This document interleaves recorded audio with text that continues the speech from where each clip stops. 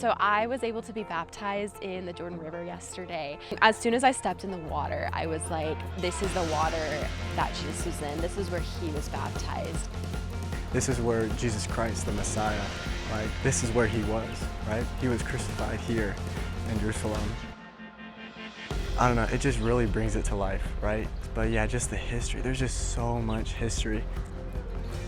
I mean, everything's been so much fun. I think the floating in the Dead Sea, the baptisms in the Jordan River, swimming in the Sea of Galilee, those are all highlights for me. But probably the funnest part has been just building a new community with all these students from different colleges, but all who hold similar beliefs to me, and who all are like willing to learn and just like get immersed in this culture, and just meeting the Israeli locals as well. That's been so much fun.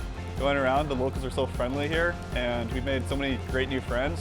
But every single site is impactful because you've been reading the scripture for years and years and years, and it comes to life right in front of you, and you're like, oh, I'm on the Sea of Galilee. This is where he called the disciples, and I look up and it's the Sea of Galilee. It was just amazing and such a wild experience. I'm never gonna read my Bible the same again, because now I'm reading it with eyes of like, I've actually been there. I've actually been on the ground that Jesus walked, where he actually preached that sermon, where he did that miracle. And so being able to do this at such a young age and get this kind of perspective from outside of the country, really putting environments and scripture together has been such a gift that I didn't even know I needed. I didn't have a lot of faith before I came on this trip. It just has increased my faith so much because I have a personal connection to it now. My feet are touching the same area that his feet once walked, so it feels very tangible. So we visited Zaka, which is an organization that actually helps respond to natural disasters and terrorist attacks like October 7th, recover the victims' bodies for Jewish burials, because in their religion it's really, really important to have that sanctity and bring back every part of the body to bury. We just helped prepare kits so that their volunteers have like basically these big bags in the field, so they have everything they need. A lot of people don't know what's happening, and to actually be here and to see what's happening and to get the truth is eye-opening, and it's very refreshing to get both sides. Right now we're walking around the side of October 7th, the Nova Music Festival, and it's truly horrific and tragic. These are not beautiful things to look at, but you have to look at them to understand the magnitude of the situation that's going on. The evil rampage that they sowed across this land.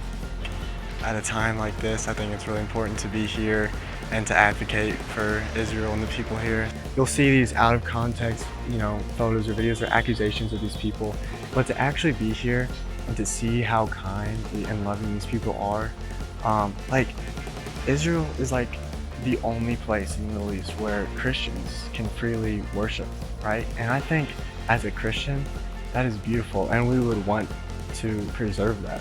In my conversations with people on the bus, I've noticed that many people were drawn especially to Mount Beatitude. Personally, that was one of the first sites where it truly dawned on me that this is where God became flesh and stood on this mountainside and overlooking the Sea of Galilee, began to preach to the people the Sermon on the Mount. The worship night that all the passages buses went to, we all said just these prayers that kind of guided the congregation, and it was really beautiful because we also prayed over each other. And the worship itself was so incredibly surreal and beautiful because there were so many different denominations and just people from different backgrounds coming before the Lord and worshiping him after seeing the Holy Land, which was beautiful. And it's just so cool going to all of these places and seeing where Jesus did those miracles, and it's like, well, that doesn't stay in the Bible. It actually happened. It was actually real. It makes the Bible come to life.